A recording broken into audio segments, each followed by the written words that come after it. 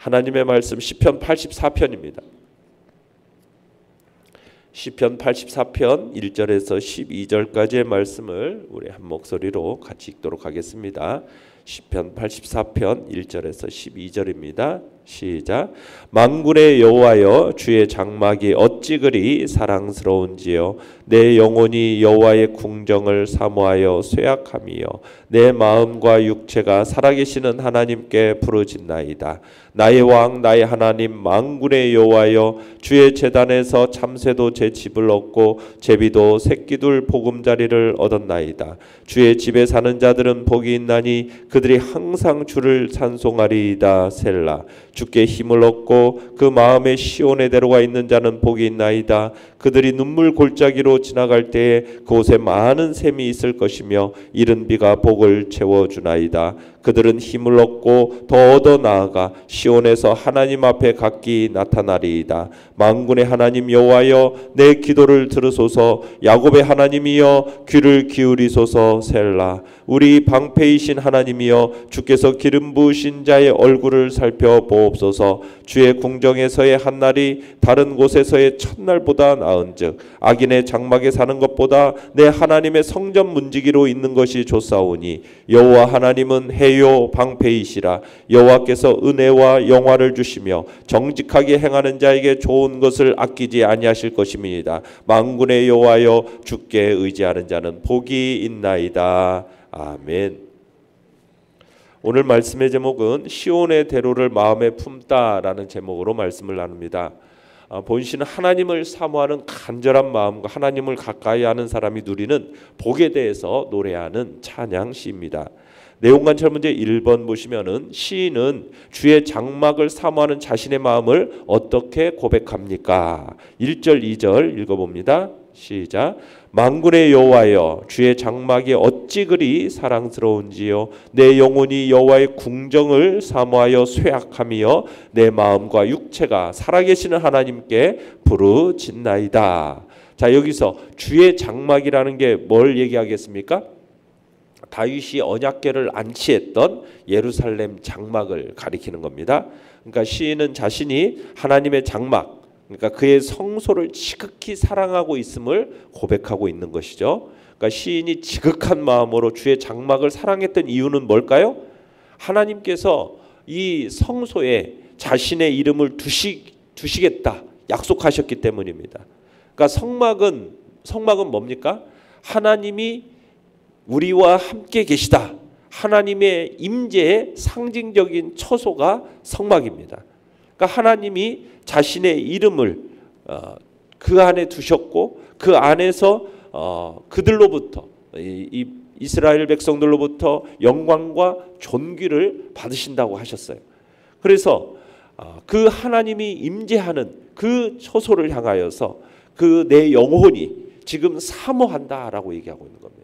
그런데 그 사모함이 뭐라고 합니까? 쇠약함이요. 내 마음과 육체가 생존하신 하나님께 부르짖나이다. 이렇게 얘기하고 있어요.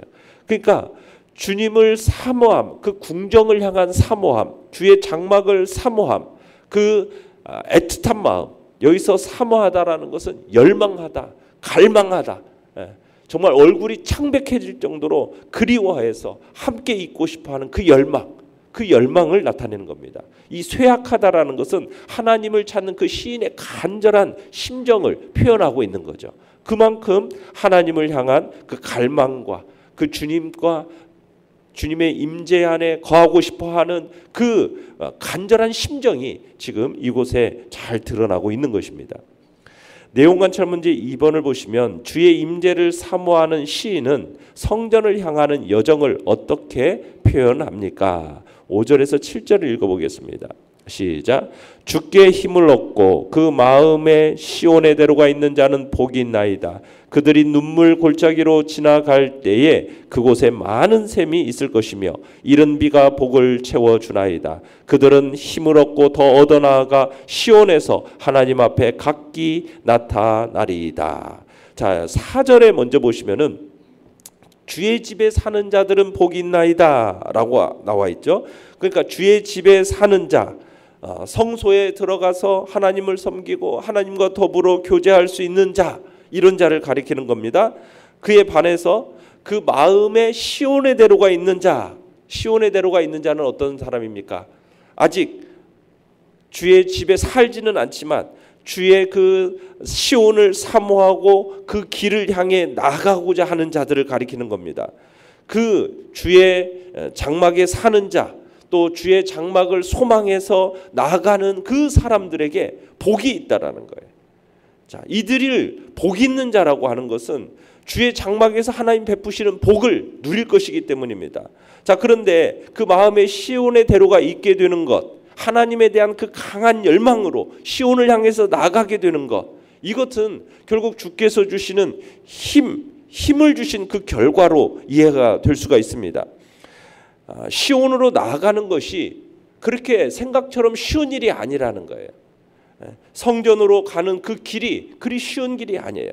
하나님은 이스라엘 백성들에게 절기 중에 세 차례, 남자들에게 세 차례는 꼭 성전에 와서 하나님 앞에 제사를 드릴 것을, 당신께 보일 것을 율법으로 정하셨어요. 그래서 세 차례가 언제입니까? 이스라엘의 3대 절기죠. 유월절, 칠칠절, 그리고 초막절, 이 장막절. 이 세 절기는 1년에 세 차례는 모든 일을 중단하고 하나님의 성소가 있는 예루살렘에 올라가는 거예요. 그런데 이게 쉬운 일일까요? 1년에 한 차례씩, 그것도 1년에 세 차례씩 올라가는 것은 이게 큰 마음을 먹어야만이 갈 수 있는 길이에요. 하나님에 대한 큰 열망이 있어야만 가능한 일이란 얘기입니다. 그러니까 이 시온으로 나가는 이 일은 하나님께서 힘을 주셔야만이 나아갈 수 있는 길이다 이해할 수가 있어요.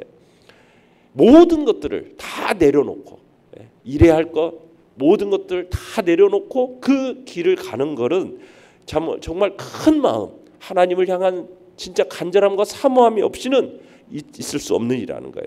자, 그런데 하나님의 힘을 얻고 그 마음에 시온에 내려가 있는 사람이 6절에 보시면은 어디를 지나간다고 얘기하고 있습니까?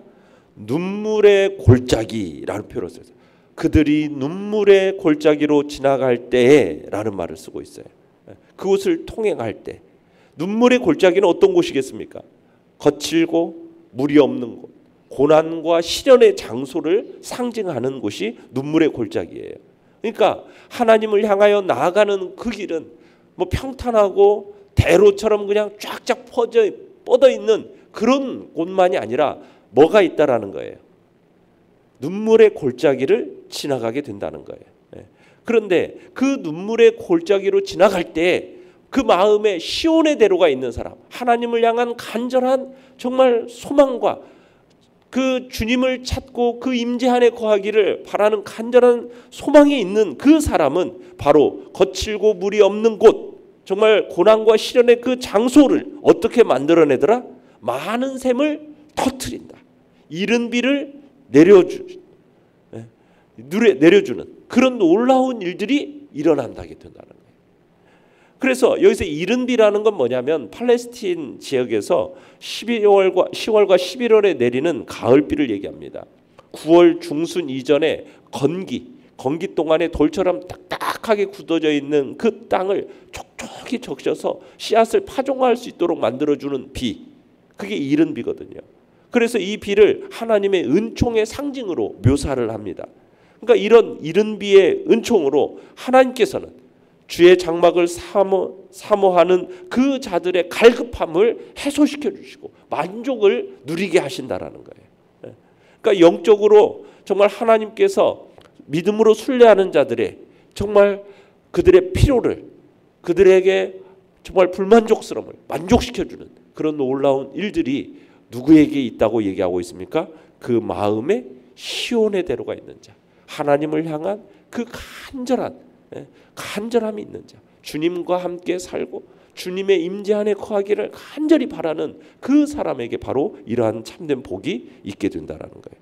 그래서 7절을 보시면은 그들은 힘을 얻고 더 얻어나아가 시온에서 하나님 앞에 각기 나타나리이다.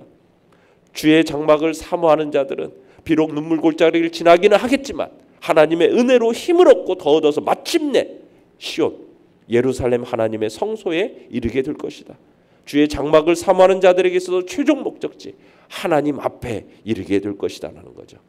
눈물의 골짜기를 지나는 동안 하나님의 은총을 체험하고 그리고 그 자리에서 이르러서 오르고 올라 최종 목적지에 하나님 앞에 나아가 그분이 주시는 그 풍성함의 은혜의 복을 누리게 될 것을, 주님과 함께 사는 복된 자리에 이르게 될 것을 얘기하고 있는 겁니다. 연구와 묵상 문제 3번입니다. 성도에게 주의 장막이 이토록 사랑스러운 이유는 무엇입니까? 이토록 사랑스러운 이유가 뭘까요? 3절을 한번 읽어보겠습니다. 3절 시작. 나의 왕 나의 하나님 만군의 여호와여, 주의 제단에서 참새도 제 집을 얻고 제비도 새끼 둘 보금자리를 얻었나이다. 4절까지 읽어봅니다. 주의 집에 사는 자들은 복이 있나니 그들이 항상 주를 찬송하리이다. 셀라. 자, 여기서 보면은 주의 제단에서 어떤 존재들이 지금 집을 얻었어요? 참새, 제비 같은 미물이 지금 주의 장막의 집과 보금자리를 얻었다라고 얘기하고 있어요. 그에 비해서 아직 자신은 주의 장막에 거하지 못한 안타까움을 얘기하고 있는데요. 자, 주의 장막에 사는 것에 대한 복됨을 지금 이렇게 얘기를 하고 있는데, 거기서 주의 집에 사는 자들은 복이 있나이다. 주님 하나님 안에 살아가는 자들의 특권이 있음을 얘기하는 겁니다. 집, 보금자리 무슨 의미입니까? 보금자리와 집이라는 의미가 여러분에게는 어떻게 이렇게 딱 다가옵니까? 안전, 또 안식, 이걸 상징하는 의미가 바로 집과 보금자리죠. 집과 보금자리는 추위로부터 더위로부터 폭풍으로부터 비와 눈을 비롯해서 온갖 각종 위험 요소로부터 보호해 주는 곳이 바로 집과 보금자리잖아요. 일에 지친 사람들로 정말 편안하게 쉴 수 있게 해주는 공간, 그게 바로 집이고 보금자리예요. 어떻게 보면 생명을 상징하죠. 새로운 생명을 생산하는 곳이 바로 집과 보금자리예요. 바로 기쁨이 상징되는 것이 집과 보금자리지 않습니까? 가족들 간의 사랑을 나누는 곳이 바로 집과 보금자리예요. 바로 하나님 안이 바로 그런 안전과 안식과 생명과 기쁨을 제공한다는 얘기입니다. 그러니까 하나님 안에서 살아가는 것은 말할 수 없는 특권이 주어진다라는 거죠. 주의 장막에 머물고 있을 때 아무런 걱정 근심 없이 살아간다는 겁니다. 그러나 주의 장막을 떠나면, 하나님을 벗어나는 순간 우리는 어떠한 편안함을 누릴 수가 없어요. 위협을 느끼고 정말 생명의 위협을 느끼면서 하루도 편안한 삶을 살지 못하는 것이 우리 인간이라는 얘기입니다.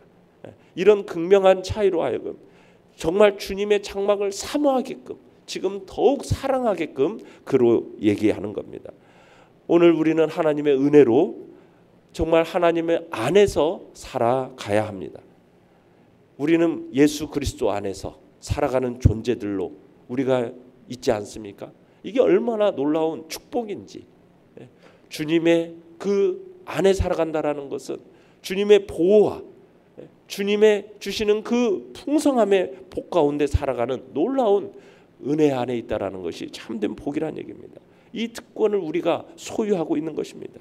세상이 주지 못하고 이 세상이 누리지 못하는 영혼의 안식과 생명과 기쁨이 바로 그리스도 안에 있는 거죠. 이 특권을 우리가 상실하지 아니하고 더 풍성하게 누리기 위해서 하나님의 말씀을 굳게 붙들고 순종하는 자리로 나아가는 것입니다. 하나님의 말씀에 순종하는 그 사람이 바로 예수 그리스도 안에, 하나님 안에 거하는 그런 놀라운 특권을 누릴 수 있기 때문인 거죠. 느낀 점 4번입니다. 주의 궁정에서의 하루가 다른 곳에서의 첫날보다 낫다라는 고백에서 무엇을 느낍니까?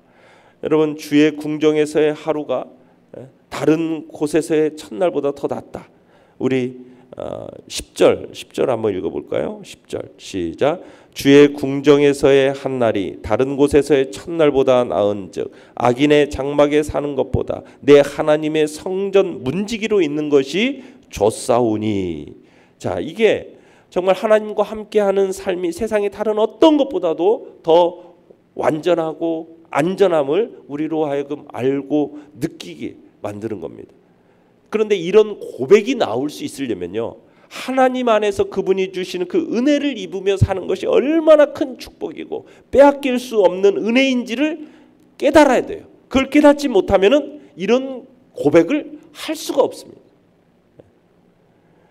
여기서 지금 보면은 주의 궁정과 다른 곳 이렇게 대조가 되죠. 한날과 첫날, 그리고 악인의 장막과 하나님의 성전 문지기, 이렇게 대조를 통해서 어떤 피해를 감수하고서라도 나는 하나님의 전에 거하기를 원합니다라는 간절한 소망을 표현하고 있어요. 간절한 소망. 여기서 악인의 장막이라고 표현하고 있는 것은 앞에 어떻게 보면은 뭐 하나님의 문지기, 성전 문지기하고 이렇게 비교가 되는데, 문지기의 삶하고 여기 악인의 장막은 그냥 무슨 악한 사람들의 뭐 집 이런 표현이 아니라 사람들이 정말 좋아하는 궁궐과 같은 편안하고 안락한 장소를 얘기하는 게 여기서 말하는 악인의 장막입니다. 그런데 시인은 뭐예요? 단 하루라도 그런 편안하고 안락한 것보다도 나는 성전의 문지기로, 그런 문지기로 사는 것이, 그래서 하나님의 궁정에 거하는 것이 내가 더 바라는 바다. 지금 그것을 얘기하고 있는. 그러니까 열악한 환경에 처한다 할지라도 나는 모든 것을 감수하고 나는 주님 안에 거하는 것을 포기하지 않겠다. 여러분, 이런 고백이 어떤 사람들에게 나타나는 고백입니까? 하나님 안에서 그분이 주시는 은혜를 입으며 살아가는 사람, 그것이 얼마나 큰 축복인지, 그것을 빼앗길 수 없는 은혜인지 깨달은 사람만이 이런 고백이 가능한 거예요. 이걸 깨닫지 못하면은 결코 할 수 없는 고백입니다. 뭐 가끔 그런 일 있잖아요. 고물상에서 어떤 도자기 하나를 이렇게 싼 값에 구입하게 됐는데 그게 나중에 알고 봤더니 엄청난 비싼 골동품. 그래가지고는 뭐 세간에 놀라는 그런 일들이 있잖아요. 싼 값에 판 사람이 그것이 값비싼 거였다면 알았겠어요? 몰랐겠어요? 몰랐겠죠. 그렇게 헐값에 팔지 않았겠죠. 우리 신앙도 마찬가지라는 거죠. 하나님의 은혜가 얼마나 크고 고귀한 것인지, 이 세상의 어떤 것과 바꿀 수 없는 그런 가치가 있음을 아는 성도라면 이런 고백을 할 수가 있고 이와 같은 삶을 살 수 있는 거죠. 우리는 하나님 안에 거하는 그 축복이 이 세상의 어느 것과 감히 비교할 수 없는 가장 최고의 가치임을 믿으십니까? 바로 영생의 가치, 하나님 나라의 그 가치를 우리가 온전히 깨닫게 되기를 바랍니다. 그것을 얻고자 정말 자신의 모든 것을 다 팔아서 보화가 감추인 그 밭을 샀던 그 농부처럼 우리가 우리의 모든 것을 아낌없이 아까워하지 않고 정말 최고의 가치로, 고귀한 가치인 줄 알고 우리가 그 모든 것들을 주님 안에 거하는, 주님과 함께 동행하며 살아가는 이 삶이 얼마나 복된 것인지를 우리가 주님 앞에서 누리며 살아가기를 바랍니다. 정말 하나님을 위해서 때로는 눈물의 골짜기를 지나갈 때도 있습니다. 그러나 그런 어려움과 불편함을 힘겨워하지 마시고 이를 통해 얻게 될 그 놀라운 나라를, 하나님이 주실 그 복을 우리들이 기억하면서 우리가 주님 안에 거하고 주님의 그 장막, 하나님과 함께하면 이 복이 얼마나 큰 것인지를 그걸 사모하며 나가는 복된 자리에 있기를 간절히 바랍니다. 결단과 적용 5번입니다. 나는 얼마나 하나님의 임재와 은혜를 갈망하고 있습니까? 시인과 같은 갈급함을 회복하기 위해 오늘 내가 붙잡아야 할 것은 무엇입니까? 우리가 주님 한 분만으로 정말 기뻐하겠다고, 그분만을 나의 삶의 전부로 여기고 내가 그분 안에 거하는 삶을 최고의 가치로 다시 한번 주님 앞에 고백하면서 이 시간 나아가시기를, 간절함으로 나아가는 복된 자리에 있기를 간절히 바랍니다. 오늘의 기도 같이 읽겠습니다. 시작. 주님 한 분만으로 기뻐하며 만족할 수 있는 간절한 사모함을 주소서. 아멘.